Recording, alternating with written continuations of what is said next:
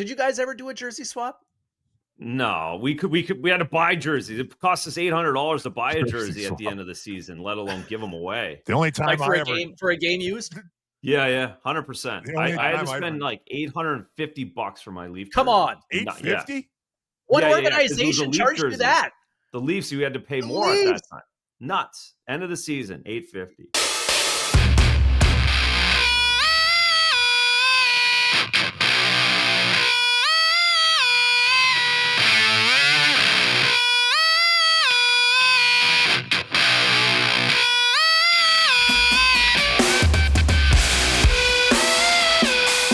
It's the Clearing the Crease podcast powered by BODOG, and a happy Thanksgiving to all of our American friends that aren't putting tariffs on it. Hey, we've got lots of gravy this episode. We got lots of treats. We got lots of stuffing with the Calder winner, the Razor, Andrew Raycroft. We got the Cup winner, Mike Commodore. We even brought a turkey. Yeah, me, right here. I'm James Cebulski. Hey, just a reminder, you know, I couldn't resist on that one. Just a reminder, everybody, we're on Apple, Spotify, along with YouTube, and you can also follow along on all of our social channels, TikTok, X, Instagram.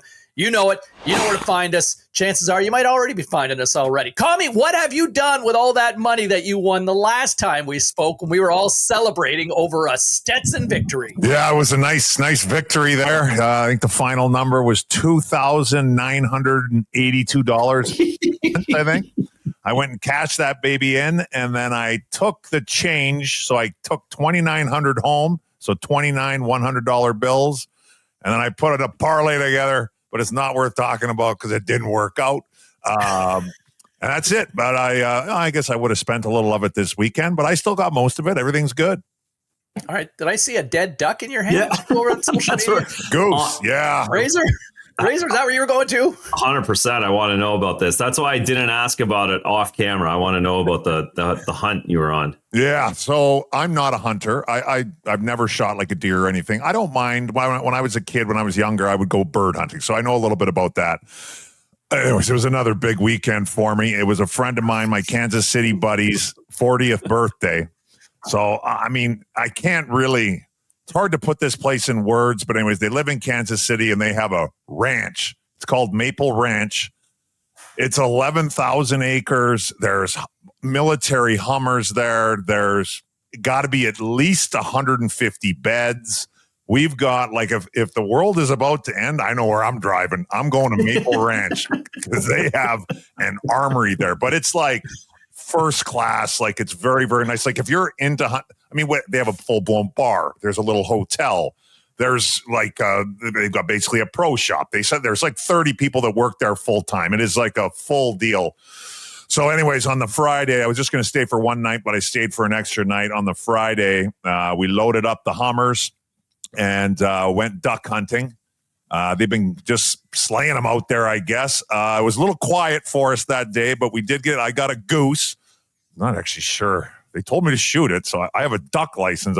Maybe duck and goose is the same. Hopefully, from nobody Missouri Federal's listening. But anyways, yeah, it was awesome. Like, we're going through like 3 feet of water into, like, they flood these fields, and so the ducks come in. And anyways, it was a blast. So it was a little quiet overall. There was like, well, I guess at the end of the day, there was 7 or 8 of us in there. I would say we shot about 4 birds, and I'd say between the 7 or 8 of us, we probably drank about 45 to 50 drinks. So that was it. But a good ratio. Saying that, it's like I said, with a loaded weapon. Oh, safety first. Oh, the guys were all over that. Like, it was spread out. Like, nobody was. I mean, I had the most by far, and like, I wasn't. They run you through it. They do take it very seriously. Don't get me wrong. They have a good time, but it is safety first. But anyways, I hadn't shot a bird in a while, so did that. Came back, ASU hockey game, had a few more, and call it a weekend. Who would ASU play? ASU played Denver. Denver's ranked number 3. I didn't see any of the Friday, but apparently they got smoked on Friday. Friday, and the head coach messaged me. I don't have it right in front of me, but he said that he's never seen a game like that. They got pounded 7-1, and like the expected goals, whatever they do, was like 2.3. And they had like 8 more minutes of possession time with the puck, which he's like, I've never seen a game like that. So he's blaming the goalie. I think he kind of was. Yeah, he didn't come out and say it, but that's the way that I took it. And so, anyway, that's the PTSD from Razor right there. Yeah, I hear it right away. I heard it before Connie before he even started going. The coach said that. Yep, goalie's fault. Yeah, there it is. Yeah, he could have just skipped 100%. All the stats with me, and he could have said my goalie was terrible. I'd been like, okay, I get it. But they played good on Saturday night. Saturday night was a good game. Obviously, after getting smoked 7-1. You'd like to come out and have a good showing, but they were up 2-0. Denver's good. They're ranked third. So Denver tied it up at 2. It went to overtime, and Cullen Potter, the Flames, one of the Flames first rounders from last year. He can really skate. He scored in overtime, which everybody was saying it's his second year there, so he hasn't been there very long. And he's young, obviously. But that's like his first like big goal there. So they're hoping that it get some confidence and go from there. But it's good. Did you learn a duck call? No, they didn't let me do that. Everybody else had one but me.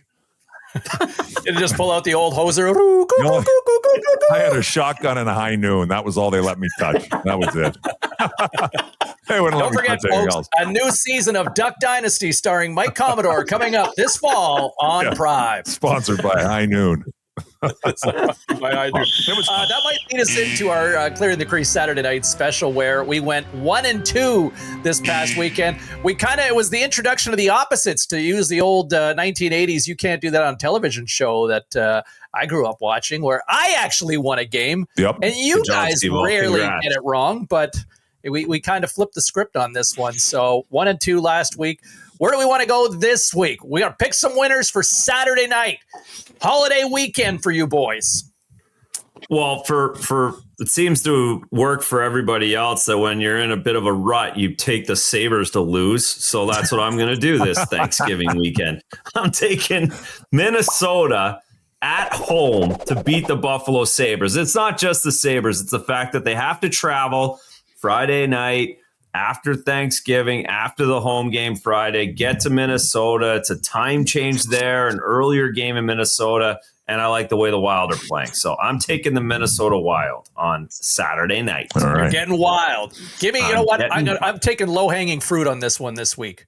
Give me Colorado at home to the Montreal Canadiens. The Avs just one regulation loss all year. I mean, this is going to be a hard one to screw up for me, but I feel like I may have just jinxed myself if I said it. Yeah, you Colorado might have. At home to Montreal. And Montreal has to go to Vegas the day before. Like, what a gauntlet. So, yeah, I like that one. It's a good one, Seaball. So, there we go. We're trying to make some money here. All right, Connie. Hey, and if you lose that one, you can be like the coach and just blame the Avalanche. Blame Nate McKinnon for that. That's not on you. They should win that game.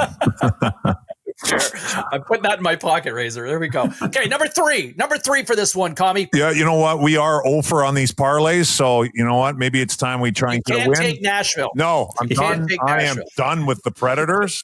They make me sick. That's my 2 losses involved the Preds. I picked them to win last week. They got. When's the last time they scored a goal? Has it been like 2 weeks? Like, I don't know what I was thinking, taking them, and then the Flames. They beat the Flames when I took the Flames. So anyways, I'm done with the Predators. I am out. When you lose one, it's time to go back to what works. Basically, everybody's playing on Friday. So if you're playing Saturday, you're on a back-to-back. But I am going to stick with the Knights. They're at home. They got 2 games at home. The Sharks are somewhere out in California, I think, the night before, and then coming in. So I am going to take some. I know the Sharks are better. There's no question about it. Not ripping on the Sharks, but I'd rather pick against the Sharks than against Colorado. So I'm going to take the Vegas Golden Knights. Yep. Sharks are home to Vancouver the night before. There we go. There you go. Yeah. Perfect. I'll tell you what, Sharks. I'll say this, but that being said, just quickly about the Sharks, they're fun to watch this year.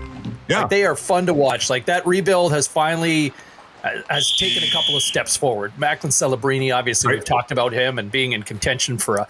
Are you guys putting him on the team? Are you putting him on? How do you leave him off right now? Right at some point, you need somebody who can finish. For R2, do you take both of them? I think you go with. You can only go one, right? I think you only go with one of them, and I'm going to guess that I think Macklin has the advantage right now. Seems like it. That would be my guess. I think you can only take one. And that's what makes things interesting. Yeah. And I think the other thing that probably gives him the advantage is just, you know what? He spent some time with McKinnon and Sid.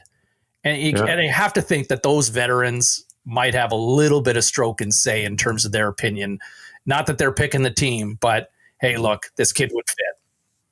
Right? Yeah, I think there's a little bit to that too. I do think that World's appearance made a world of difference. So one went to Worlds, one didn't. Yeah. That's all there is to it. Right? Yeah. That matters. Yeah. I think it clearly made. I think that will probably resonate in the eyes of the Hockey Canada. I mean, there's always been sort of preferential treatment for those who've been loyal to the organization. So we'll see how it plays out. All right, where do we want to go here? Let's dive into. Now that there's no more distraction on the Toronto Maple Leafs, guys. Yeah, let's get some stats. Razor, your former team said, I mean, I don't think you can fire the coach right now. I mean, I don't think you can fire the coach. I like Treliving, but where do you go here on this one? No, I like the coach. I really like Brad Treliving. I liked a lot of people there. But going into Thanksgiving week, they're last in the Eastern Conference, and they have a 6.8. Money Puck's got them on the wheel, on the playoff wheel of death at 6.8% to make the playoffs. Now, you can go on a run. I don't love those, but it does tell a story. And again, we came into the season in Toronto. Are they going to miss Mitch Marner? How much are they going to miss Mitch Marner? Well, we're finding out. And the guys that this is, you might be able to Clydesdale the playoffs a little bit, but at the end of the day, this is a thoroughbred regular season. And the few guys that they brought in to fill space and thinking will be tougher and harder to play against in the playoffs aren't thoroughbreds. And you're seeing it in the Atlantic Division. Montreal just absolutely stroked them at home on Saturday night. It's got to be pretty nerve wracking. Got to be pretty nerve wracking in Leaf Nation. And who's your leader, right? We come back to that. Who's your leader? And at the end of the day, it's Tavares, right? He doesn't wear the C. So. They took it from him, right? Like, stripped them. They stripped them. You took that from him, right? You gave it to Mr. October instead, and obviously he's gone through his own bumps right now, and he went down 2 weeks ago. So I just don't see where the answer is, and that's I think you have to make either they figure it out from within, or do you move a substantial piece? Which I don't. Tavares is not being moved. No, I don't think you're moving Austin. Are you moving Nylander? I don't know. I think isn't it kind of the rule of thumb? Right? I think a lot of these GMs look and they kind of give their team. Now, it's not always like this. And, St. Louis Blues famously a few years ago were last place in January and won the whole thing. But that never happens. And like you guys just touched on, you can go on a heater and all of a sudden those odds can shoot up. So it's not like it's out of the question. It's not the end of the world. But I think kind of a rule of thumb for a lot of these GMs is they give their team till American Thanksgiving. And then that's, in their mind, is a big enough sample size to kind of see what they got. Because if it doesn't change, like I said, there are exceptions. There's no question. So I don't know what the answer is, but boy, that has got to be miserable in Toronto. Well, I mean, yeah. It's got to be so miserable. Oh, so miserable. You've got teams like some teams like Edmonton. They played 24 games, right? Like that's almost, we're almost at a third of the season there for some teams now, right? Yeah. Like it's well over a quarter for most, and that's where you're sitting at. I just don't see where the solution is, or I don't think there's a Band-Aid solution here. I don't think, obviously, they've had to deal with injuries. Toughness on their back end in terms of their goalies getting steamrolled. Razor, like blame the goalie once again, right? But it's goalie's fault. It's something's wrong there. Something's wrong. There you can see it from afar if you just watch a little bit. There's something that isn't that's off, which makes things interesting. Are the Raptors any good this year? Maybe they are very good this year. They are good. All right. All right. Yeah. So maybe a nice it's funny, like some of the distractions, right? You had the Blue Jays kind of with this nice shiny run to the World Series just recently, and the Raps are off to a good start, so that's encouraging. But yeah, I mean, when people start tuning in to check in on the Leafs, I mean, that's not a good time.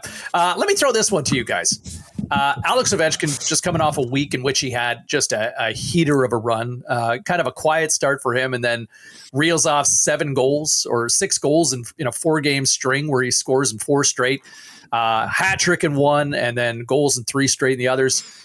What is more likely, Kame? I want your thought on this one first. Okay. At the same time, there's been a lot of jersey exchanges at the end of games.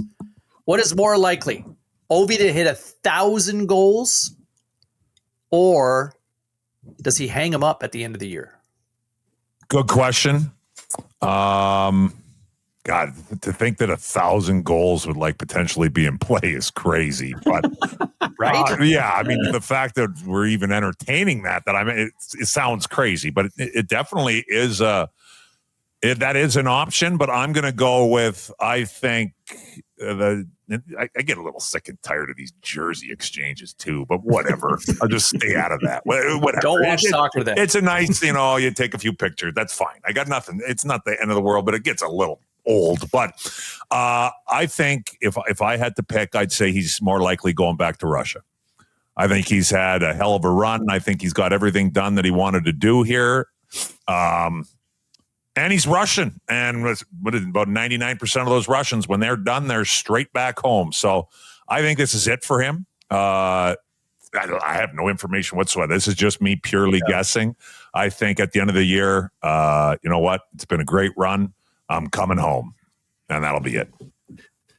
Never to be seen again. I always thought, in the back of my mind, I've always thought that he'd play at least a couple of years in Russia as kind of the victory lap, kind of like what you see with ML, kind of like soccer stars from Europe, kind of, winding down in a nice North American city, right? It's I guess maybe he goes back there and plays. I don't know. Maybe he goes back to whatever organization he was with before, maybe, or, I mean, at the end of the day, somebody will pay him. I mean, I know he's got a lot of money, so whatever, but I don't know. Maybe he'll play. I think the odds are he'll be back. He'll be hanging out with Putin and call it a day. Well, if he scores another 23 goals, that's 930 by the end of the year. Which is totally realistic, right? Yeah. So, so that's my answer. It's more realistic. He's done because 1,000. He's got to play this season, next season, and then probably another season. Probably another. Yeah. That's probably at least 2 more years on top of this one. Yeah. Yeah, that seems like a lot. That seems like a whole lot. And I'm with you, Kami. The jersey thing is fine, but I don't need an update every night. No. I really don't. It's fine. I don't need I'm not looking for it, but it's somehow I find it every single time. Like that means it's too much. Yeah. Did you guys ever swap? Did you guys ever do a jersey swap? No, we had to buy jerseys. It cost us $800 to buy a jersey at the end of the season, let alone give them away. The only time for a game used. Yeah, 100%. I had to spend like $850 for my Leaf jersey. Come on, $850? What organization charged you that? The Leafs, you had to pay more at that time. Nuts. End of the season, $850. I don't even know where the thing is anymore. God, what? The Leafs charged you $850. No, the league, they had to give them back to the league. Yeah, so it was revenue share. My bad. Sorry, yeah. So I'm not. No, we're not good. Please, we already ripped the Leafs. Don't go MLSD either. This is the system. I want to go back into the building at some point. Fair enough. Backpedal, Savalsky. There we go. The only time I ever gave my jersey away, I remember Carolina. At the end of the year, we'd have to. I always felt so bad. I'm a sweater. Like I am soaked out there. Like there's no question about it. And there wasn't I had one jersey. Like I didn't have 3 or 4 jerseys. It was one jersey. I would always feel so bad. The last home game, however they raised off the shirt off your back. Game just ended. Standing on the blue line. And these people paid money. The money goes to charity or whatever, raise some money or whatever. And they come out. I got to take this thing off. And I would always apologize. I'm handing it to them. Man, I'm sorry. You can clean it. I'm sure. They're like, no, it's okay. And a couple of times, some of them thought about putting it on. And then they're like, oh, it was just disgusting. Probably went right into the dumpster as soon as they left the game. Just straight into the garbage. Sweater off your back night's an absolute nightmare for Kami. Just so rattled. A little something on here. Oh, yeah. I'll sign it after you get it dry cleaned. Yeah. Give me your number. Yeah. Oh, Shit. always, you can always count on like a legitimate LOL out loud. That's so good. Do you guys want to get into Don't Puck It Up? Yeah. All right, Cubby, why don't you fire? I'll start it off because I don't think I have a real good one, but I just saw this today. So as of right now, currently, there is one French guy like from France in the NHL. And he was playing for the Blues. He was making $2.1 million, and they terminated his contract. I want to try and pronounce the last name French, but I don't know how you do it. Texier. Alexander. Okay, that was going to Texier. be my Texier. Okay. Alexander Texier signs for $1 You're million. French? You studied French immersion? Yeah, je parle français, oui. Beaucoup de français. Beaucoup de français. Oui. Mhm. Yeah. Ton accent, c'est très I bien. forgot a lot of it, but I used to think in French. No BS. When I was in grade 9, that was my last year in French immersion. I got done grade 9. Like I would actually I took all my classes except English were in French. So I would think in French. Now, since then, I haven't really used it, and it's pretty much gone. But it'll come back to me every once in a while. But so I'm going to say, Razor, are you getting the same visual right now? Like Tommy waking up with some thinking foggy of the- day, like qu'est-ce qui se passe? I'm thinking of the bubble above him, right? The quote bubble above him in C'est French. alors. C'est bon, tabarnak. but Alexander, don't puck it up. He's playing in the Olympics. Saw that. Obviously, I think he's one of the 6 guys named, but I get the feeling that this is probably Alexander. Hey, you signed in Montreal. Hey, you're French. This is a good opportunity for you. Don't puck this up, or you might be on a one-way ticket back to France. So don't puck it up. Good luck. Just to kind of further to that, like here's a guy who had a couple big years a few seasons ago with the Blue Jackets, your former team that rewarded you handsomely. Yes, I think did, you. yeah. Thank you, Columbus. So we always got a little love for the Blue Jackets here on the show. Mm-hmm. But I would say you look at what Texier, we're seeing a trend here because just a little over a week ago, this was something that the Leafs and David Kampf did. Right, Kampf couldn't get into the lineup. They agreed to terminate his contract, and now he quickly lands in Vancouver, and they're trying to throw any dart they can to try to solve glaring weakness at center right now for that organization. But here's Texier getting a clean slate, an opportunity to play with the Montreal Canadiens. It clearly didn't work for St. Louis, but this is kind of an ongoing trend. Alexander Georgiev, he's in the process of terminating with the Buffalo Sabres. This seems to be a new NHL where guys are willing to walk away from money for an opportunity to play here, Razor. I think in those situations, you get to a point where you have to keep playing. Otherwise, what good's a couple $100,000 here at the end of the year if you're not ever going to play in the league again? Right. You got to bet on yourself here at some point. Georgiev's different. He's probably going to Russia. He's helping Buffalo out in that situation. He'll go home and play, but you just can't. The teams also don't mind spending the money anymore. Usually, before, they'd be so panicked to get rid of that money. Now there's so much money kicking around. Go in the minors. We'll see you later. We'll never see you again. You'll never play again, and we'll pay you your $900,000 the rest of the year. No big deal to us. So now the players kind of have to take that initiative and put it on the table to be able to get a chance to get the next contract. Yeah, dynamics changed. Yeah, I mean, guys betting on themselves like this. I feel like when you guys were playing, nobody was going to consider doing this at the time, right? No. You took your money. No, you took your money every single chance you got because there wasn't any money anywhere else either. That's the difference too, right? Camp wouldn't have a team or wouldn't have a place to go somewhere else, so you just have to sit there and eat it. Yeah, a big difference these days, and it's nice to see opportunity, and it's allowed for a little more flexibility in the marketplace as a result of it. Let me throw my Don't Puck It Up this weekend. It is Trevor Zegras and the Philadelphia Flyers. Look, Zegras took the league by storm a couple of years ago. Highlight reel goals in his rookie season, putting himself on the cover. Hey, another shameless plug. Remember this? Right, there's the plug. Right? Shameless plug. Hey, by the way, just in time for Black Friday sales, I'm sure you can find yourself a decent copy of NHL 26. So, yep, buy 100 of them. I'm in it too. There you go. Yeah, and Razor's in there too. So there we go. We're double downing on the shameless plugs. But look, Zegras takes the league by storm, and then things go off the rails with injuries, inconsistency. Right now, he's now leading Philadelphia in scoring. The Flyers are currently in a wild card spot as we approach Thanksgiving. I mean, look at the weekend that they had. Philadelphia just had 3 goals in 26 seconds against the Devils over the weekend, the 5th fastest 3 goals in league history. There are good vibes right now in Philadelphia. Don't puck this up, Philly. Missed the playoffs over the last 5 years straight. 9 of the last 12. The league is better when the Flyers are in the playoffs. That's true. Zegras, Philly, good times going. Don't puck it up. I like it. Love it. Talks coaching them up. Philly's a good one. It is working, yeah.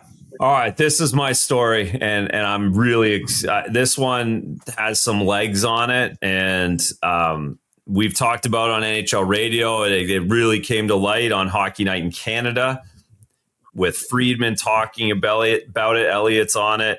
Mm-hmm. Don't puck it up. Cortina Milano Olympic builders. Whoever's building that building in Italy, don't puck it up. Get the ice down. Get the dressing rooms ready, because this has – I lived in Italy. And played in Italy for 8 months, and this has trouble written all over it to me, because nobody ever rushes anything there, ever. Yeah. And when I was there, it was always the word they used. The word I heard more than anything else was domani. And you know what domani means? I don't. Seaball? Don't worry about it. It means tomorrow. It'll get done tomorrow. And this has domani written all over it. That we'll get to the compressor tomorrow.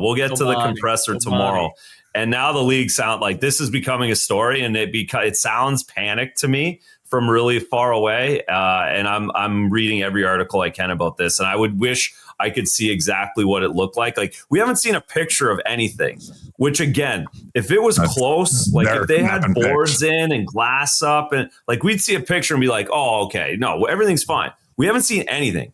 So that means to me that's a problem. That they're behind, and they're a problem. We're only 3 months away. So don't puck it up. The double IHF, the Olympic Committee, everybody who's the contractor in Milano building this rink, and don't screw it up and give us Olympic hockey. We're all waiting for it. This is a trend. Catastrophe. Razor, you touch on the fact that this screams disaster.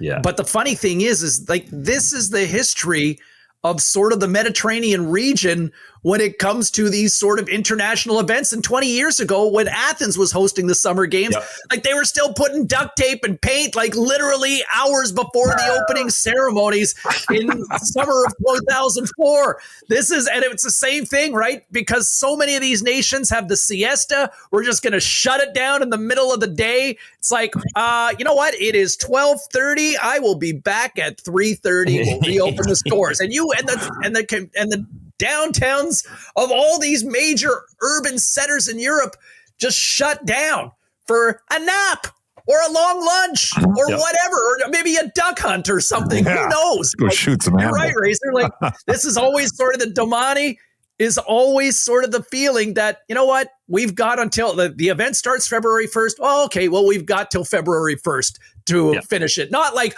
let's have it ready 2 months in advance to test things out. No. It's ready to go February 1. That is the ongoing trend that we have seen in a lot of these places over the years. I think they'll get it done, but there's going to be a lot of tight sphincters until then. And what if they, let's say, like, I guess if you're gambling on it, you say, well, they got to get it done. I mean, how does it not get done? But what happens if, to get it done, things where you get a little shoddy craftsmanship? And now we've got NHL players out there, and let's say the ice is garbage. Let's say, maybe a couple guys, somebody usually does get hurt, which is unfortunate. But let's say they whip it together, but it is trash. That's going to be a problem too. It's going to be a huge story. Now the reality is too, it's already a story. Game 1. Like, I am glued to every, like, if they are playing the game, I'm waiting for every bouncing puck. I'm waiting for the glass to fall out behind the net. I'm waiting for the chairs to come out of the seat. Like, it's going to be, once people get there in the Olympics, they're going to talk about this. So this is going to get a lot of legs. So it's a good don't puck it. Razor, you said you lived there, so like you guys just said, there's no plan B. Just purely out of curiosity, where would the nearest rink be?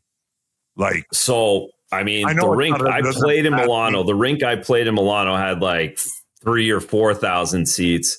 There's a big basketball stadium. Like basketball's big in Italy, right? So the big, so they had like a 12 or 13,000 seat arena that they've had ice in, but that was that's like 12 years ago now, 10 years ago. So I don't even know. Basically, you'd probably have to go to Switzerland. Okay. That's where the nearest real facilities would be. Okay. Gotcha. Basically, the first games on the men's side right now, you're looking at February 11th, and it's a double shot with Finland and Slovakia. That's the first game. So, is there a Finnish star that's going to go down? Right. And then the second game that day is Sweden against the host Italians. Oh, I can't wait to put the BODOG. Basically all the Toronto kids that didn't make Team Canada will be playing for everybody from Woodbridge and everybody. Our Olympic picks on BODOG are going to be unbelievable. Tommy's going to be hammering the Italians for sure. Hammering those Italians. They came to play. Oh, good time. So, well, that'll do it for this week's edition. Don't forget for your Clearing the Crease Saturday special for this week. We're going with who did I take? What did I take? I took Colorado. Yep. Razor, you're going Minnesota. Yes, sir. And Minnesota. Tommy, you are doubling down with Vegas. Love it. Right. Yep. Sin City. This is the one.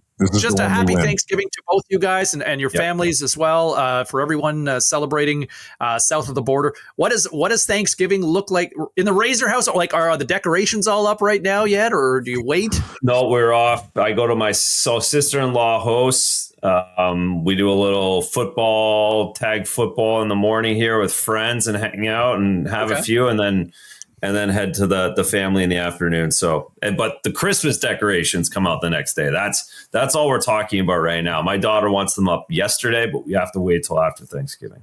After Thanksgiving, so on the Friday, Black Friday, they go up. Yeah, yep. Yeah, that's what we'll do. Nice. All right. Okay, Kami, what does Thanksgiving look like for you? Oh, a lot different than that. I'll tell you that. I don't have too many decorations going up around my household. I'll tell you that.